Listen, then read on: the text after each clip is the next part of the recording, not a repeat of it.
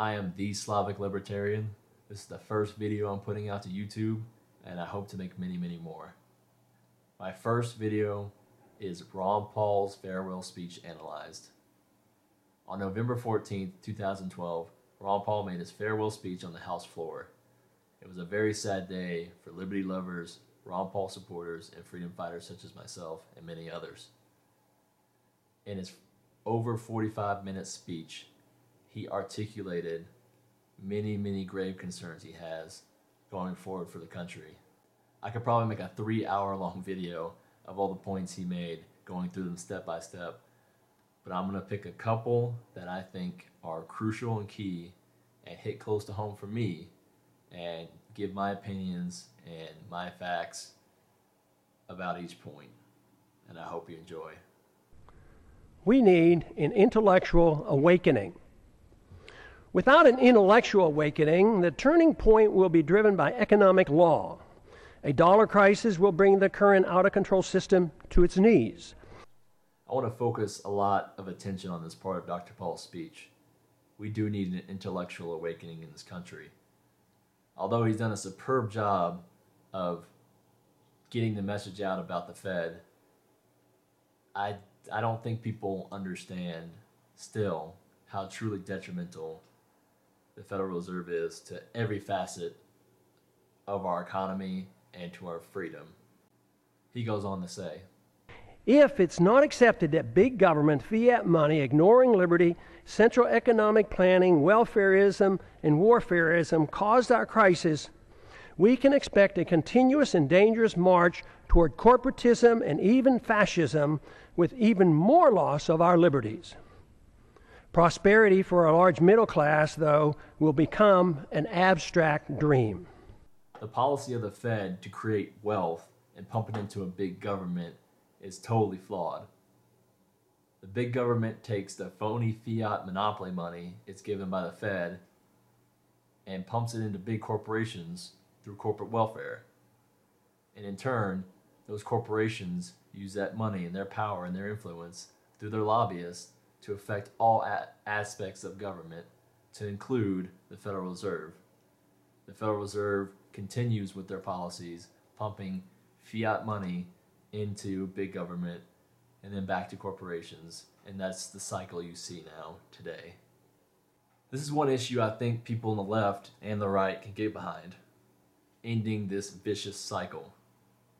On one hand, you have corporate welfare that's being handed out, and on the other, you have lobbyists getting all these tax loopholes for these corporations. On the right, they want spending cuts, eliminate corporate welfare. And on the left, they want more revenue, close the tax loopholes and tax deductions and tax breaks for these big corporations.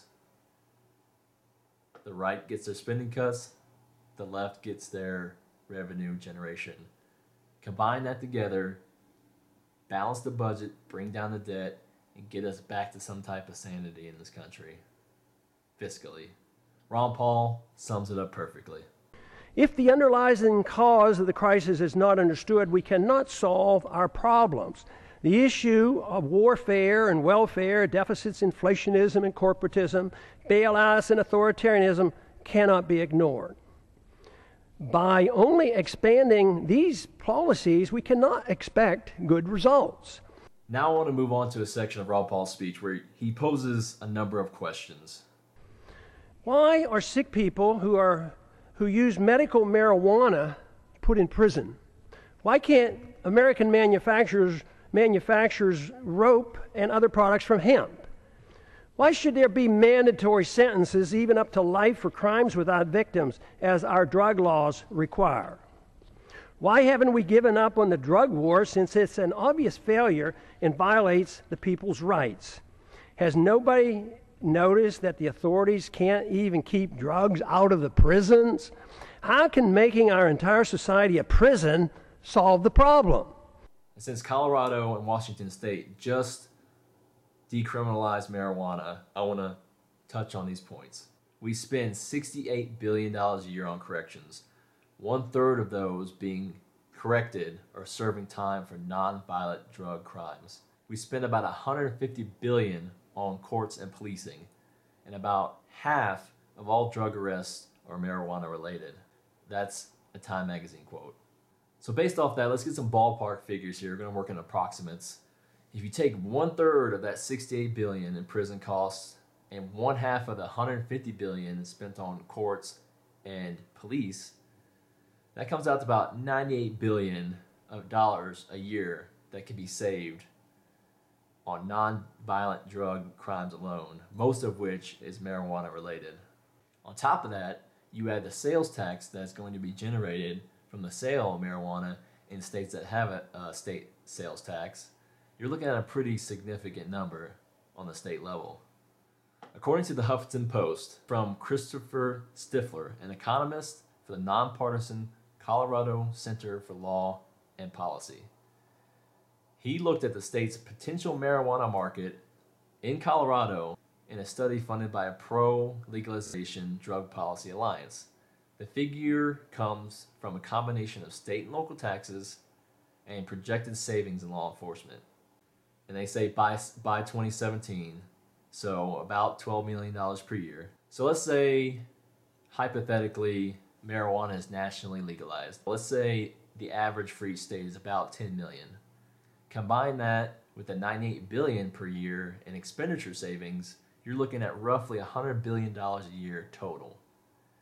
To put that in perspective, California is estimated to run a $16 billion budget deficit this year. And based off population of the United States, California is about 8% of the population. So you give California 8% of that $100 billion, you're looking at an $8 billion payoff per year. Now, does that solve California's problems overnight? No, absolutely not. But to pay off half of your deficit this year, just from saying this little green plant is no longer spooky and evil, is pretty significant. Now, on a side note, the federal government has been running a budget deficit of $1 trillion a year since 2009. So even if you gave them all of the money generated and saved from all the states, it wouldn't even put a dent in the yearly deficit of our federal government. So what's my point in all these figures and numbers? Based on the economic factors alone, it's beyond comprehension as to why this is illegal. Alcohol and cigarettes are widely viewed as much more dangerous and deadly for you than marijuana. Not to mention the trickle-down effects from all the industries and shops and jobs and stores that'll be created, plus not having a large number of your population being inducted into the criminal college we call our prison system. And you add that to the many, many other societal benefits, all those people not being in prison just for having a little baggie of weed can stay home and raise their kids, and little Johnny and little Sally don't have to grow up without a mom or dad just for a little bit of weed. My only logical conclusion for why at least marijuana is illegal is it's the simple fact that there's a small group of people that want to run your lives for no good reason. And I think Dr. Paul agrees. Why is it the TSA permitted to abuse the rights of any American traveling by air? This is another one of my huge issues, as it is for many, many other Americans. And some supporters of the TSA say it's necessary for safety of travelers, also that by flying commercially, you consent to their methods, any methods of keeping you safe.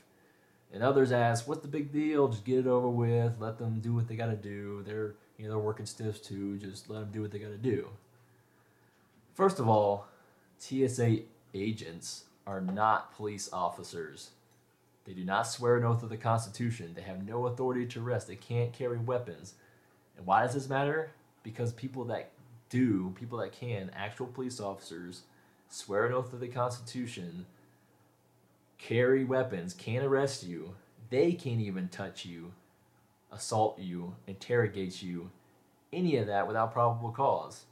So why are TSA federal agents allowed to presume you guilty and then prove you innocent when a sworn to the Constitution, badge-wearing, gun-wielding police officer can't. To the people that say that the TSA is a necessity to keep us safe, consider this. According to the Bureau of Transportation Statistics, the odds of being given a departure which is subject to a terrorist incident has been 1 in 10,408,000 over the past decade. By contrast, the odds of you being struck by lightning are 1 in 500,000. Also, consider that TSA has never, ever stopped a terrorist. They won't even cite an incident, a confirmed incident, where they stopped a terrorist. Everyone remembers the underwear bomber. I mean, he was allowed to get on the plane and light his pants on fire. And finally, the last excuse is, what's the big deal? Just get it over with, stop whining about it. Well, tell that to thousands of passengers that have been subjected to hardcore sexual abuse. That's what it is. They're putting their hands on your private parts. They are abusing you. Why is democracy held in such high esteem when it's the enemy of the minority and makes all rights relative to the dictates of the majority? This is a subject I want to get into more detail in a later video, but I just wanted to briefly touch on this. I feel like people don't understand the difference between democracy and a republic. This nation was founded on a constitutional republic, not a democracy. In fact, the founding fathers hated democracy. John Adams said, "Democracy never lasts long. It soon wastes, exhausts, and murders itself. There will never be a democracy yet that has not committed suicide." And Thomas Jefferson said, "A democracy is nothing more than mob rule, where the 51% of the people may take away the rights of the other 49%. Sound familiar? In a true or liberal democracy, it's ruled by the majority. Like Thomas Jefferson said, 51% can decide what the other 49% do. Anything can be voted in or out of law, including basic rights. By contrast, a true or classic republic also uses direct elections, but is based on the principle of inherent human rights and the rule of law. Also, in a republic, many of the voting and the appointing of officials is put on your representative from your district." So back to Ron's question, why is democracy held in such esteem? Well, it's a misinterpretation, it's a misunderstanding. Because ordinary citizens believe that by having a direct popular vote, it gives them more power. But this is a fallacy. It actually does the exact opposite. It would be true that the ordinary citizen had more power in a direct election if it wasn't for this simple fact. Not everyone who's an ordinary citizen is going to know everything that's going on. It's impossible. So this ignorance leads to detriment of the system. You could be manipulated into thinking certain ways. I mean, look at people like me, look at people that I follow, and look at the thousands of other people that not only are extremely active in the liberty movement, but on the far left, far right, Communist Party, you name it. They live, breathe, and eat politics, but you can't know everything. So you get people that they're completely wrapped up in their own lives, and instead of doing research, like I would or some of you would on a Sunday, they're watching football. They're having normal lives. So they go out to the booth and they think that they're more powerful. People go to the news expecting to be informed correctly and informed without an agenda and to be informed unbiasedly. That's not the way it is. Every major media outlet has their own agenda, and you're getting something through somebody's rose-tinted glasses. And essentially, the average person goes to the booth and votes directly on a lot of issues, and they've been essentially, programmed to vote a certain way, or they have this ideology that they need to vote along with these types of people. The average person becomes a human power lever that can be swayed each which way to the advantage of, people that want to control everything. So in contrast to a direct democracy, in a true republic state, which existed earlier in our country's history, citizens vote on representatives from their specific voting districts, whether on the state or federal level. Now, those representatives have your district's values, they have your district's ethics. You can keep track of your one representative very easily. You know him, at least you know of him, if not know him personally or her personally, and he or she can, more accurately and, represent you at the state or federal level. So based upon that, you have your own life that you're trying to worry about. You got kids, you got, leisure, you got work. All you have to do is worry about that one representative. Well, people say, what about all the other stuff? What about, voting on referendums and voting for our senators and voting for our president? And, I want to have a say. That's the whole point of your representative. You hold him accountable. He speaks for you, and it is his entire job to push what you want, and he has all the time in the world to know what's going on. So up until the 17th Amendment, the state representatives chose the senators, and we still have the Electoral College today that chooses the president. That's Republican. That's not Democratic, and people get angry when the direct popular vote contradicts the Electoral College, but that's how representative republic works. So now you only have to worry about him or her. You keep track of what they vote on, and if you're not happy with what they do, you in 2 years at most, you kick them out. And as long as you have that one representative that you're responsible for keeping honest, they're going to vote how you want them to vote, and it trickles up from there. So this whole thing solves the issue of accountability in Washington. There's so much that people have to vote on and worry about and keep track of and try to get knowledge about, and the entire time you have media bombarding us with misinformation. My point is this: the problem is that we can't keep government accountable when you're voting for every single little thing. No one is going to be informed on every single topic. This form of government, which the Founding Fathers endorsed, which the Founding Fathers set up, and would definitely still like to see instituted today, allows for that accountability. You still are represented, but in a greater fashion, in a more efficient fashion. And to be honest, you get better results this way. People know what their representative is doing because it's easy. But that's the gist of it. That a major problem, the umbrella above the umbrellas, above umbrellas, is that the people get the government they deserve. And when it's hard, institutionally hard, to keep government accountable, you're going to have issues like we have now. Why is it claimed that if people won't or can't take care of their own needs, that people in government are able to do it for them? This is another great question to elaborate on, considering we just had Superstorm Sandy. I'm a Katrina survivor myself. If you've watched the news coverage of the recovery, people are getting angry. They ask why the red tape hasn't been cut like promised. Why don't I have heat, electricity, propane? They don't even have sewage. Mr. Obama, you gave us the finger.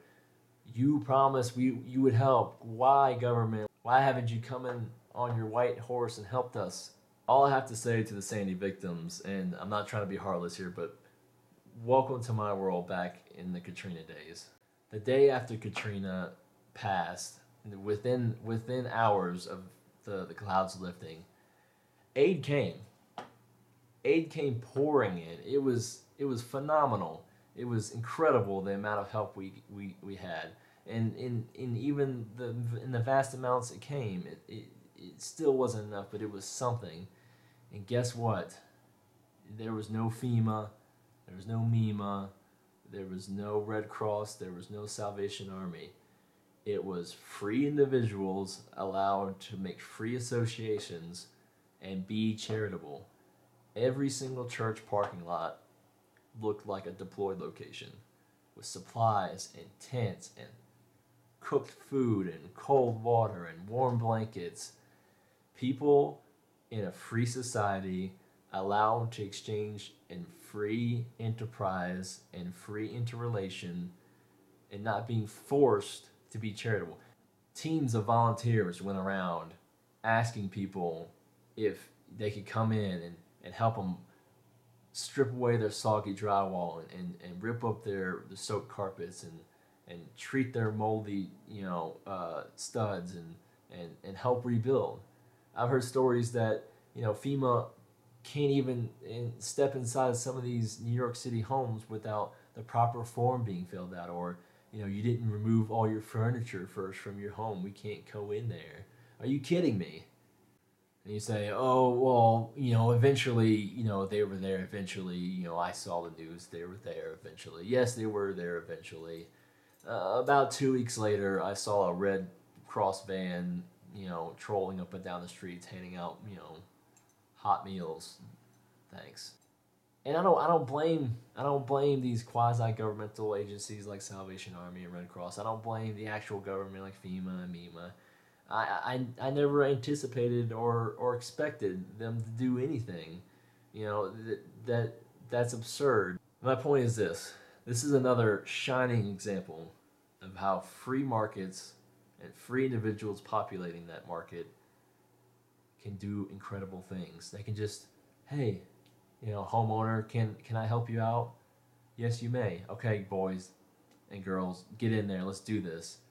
Versus, well, Granny, you didn't check this box right, so you're going to have to get a new form and, do it over again. I'll see you next week. Hopefully you filled out the form right. Free markets with free individuals always beats centralized collectivism and redistribution. There's a reason that Americans are the most charitable in the world. People don't like to be forced to do things. People, when given the opportunity to strive and achieve and fail and fail and fail and then win big, that's what it's all about. And when people are allowed to be charitable, they will be. Our Constitution, which was intended to limit government power and abuse, has failed. The founders warned that a free society depends on a virtuous and moral people. The current crisis reflects that their concerns were justified. I could not agree with Dr. Palmore on this point. The Constitution is just an old piece of toilet paper if no one's there to stand up for it. Elected officials, police officers, military personnel, they swear by it. But more and more, it seems like people are just paying lip service to it rather than taking an oath. And as I stated in the democracy debate, we can only blame the elected officials so much for straying away from liberty and the Constitution. We, the people, elected them, but also it's our responsibility to hold them accountable. But no government system, even the Republican model, is perfect. It has to be populated by just individuals with honor and respect. Only through that, the best outcomes of any government system will shine through. And that's what's so particularly frightening about this last election. Obama made no promise to rein in spending, no promise to balance the budget, no promise to get our runaway debt under control.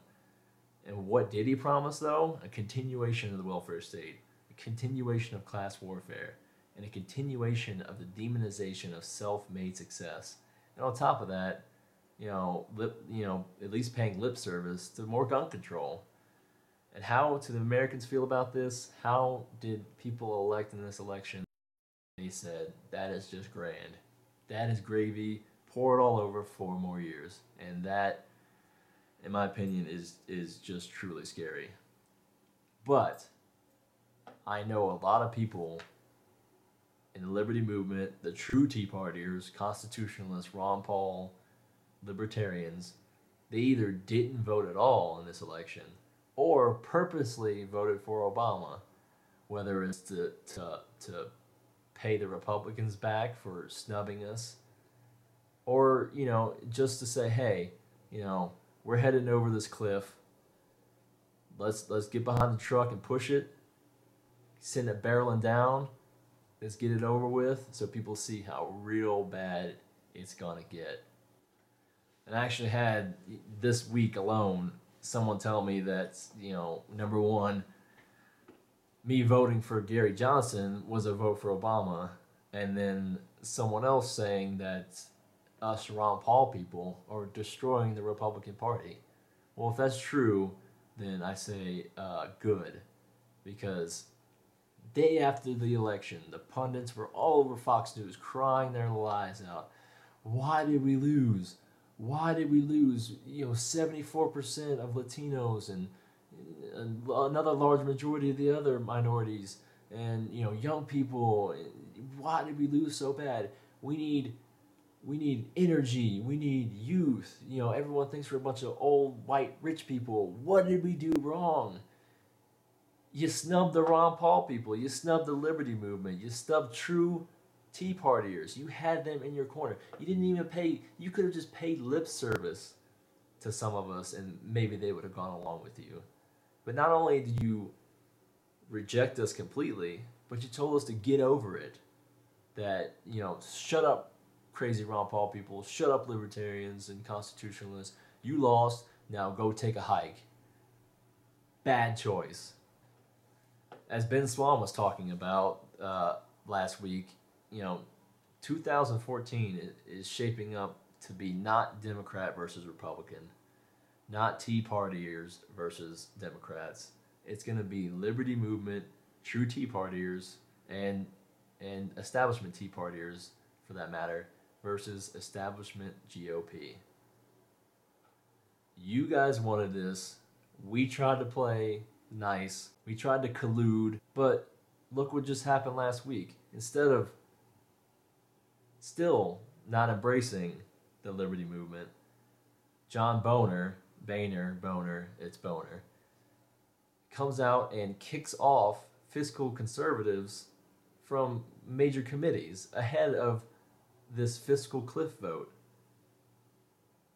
That is a declaration, politically, a declaration of war by the Republican Party on liberty people. It's on, in my opinion. It's on. They wanted this. You know, they're talking about how the Republican Party is being destroyed, even without this aspect of it. Get over yourselves. Get over yourselves. There's still time. There's still time. But if nothing's changed by 2014, you're in for big trouble. What are the greatest dangers that the American people face today that impede the goal of a free society? There are 5. The continuous attack on our civil liberties, which threaten the rule of law and our ability to resist the onrush of tyranny. Number 2, violent anti-Americanism that has engulfed the world. Because the phenomenon of blowback is not understood or denied, our foreign policy is destined to keep us involved in many wars that we have no business being in. National bankruptcy and a greater threat to our national security will result. Number 3, the ease in which we go to war, without a declaration by Congress, but accepting international authority from the UN or NATO, even for preemptive wars, otherwise known as aggression. Number 4, a financial political crisis as a consequence of excessive debt, unfunded liabilities, spending, bailouts, and gross discrepancy in wealth distribution going from the middle class to the rich. The danger of central economic planning by the Federal Reserve must be understood.